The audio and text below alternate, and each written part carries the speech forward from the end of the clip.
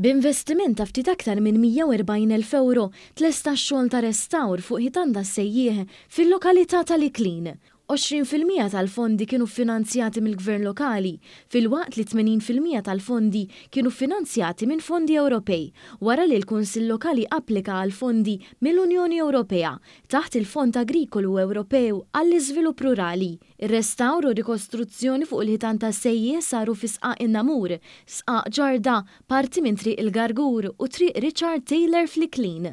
Waqt żjara li saret mis-Segretarju Parlamentari għall-Gvern Lokali Alison Zarafa Civelli u s-Sindku tal-Iklin Dorian Xiberras ġie notat kif ir-restawr li sar fuq dawn il-ħitan tas-sejjieħ mhux biss żied iż-sbuħija tal-ambjent f'din il-lokalità, iżda preserva l-wirt storiku u ambjentali ta' pajjiżna li ser ikompli jitgawda minn ġenerazzjonijiet futuri.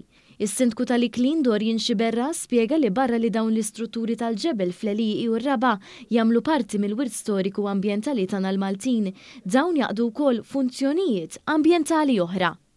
Qegħdin invaraw il-proġett mod uffiċjali, proġett ta' restawr tal-ħitan tas-sejjieħ f'diversi toroq fosthom din it-triq li qegħdin hawnhekk, għandna wkoll din hija Sqaq in-Namur, Triq Richard Taylor u Sqaq Ġarda biex nreġġaw lura il-wirt kulturali Malti għax il-ħitan tas-sejjieħ huma parti mill-kultura tagħna u fl-istess ħin inkomplu nipproteġu l-ekosistema tagħna l-Maltin ukoll.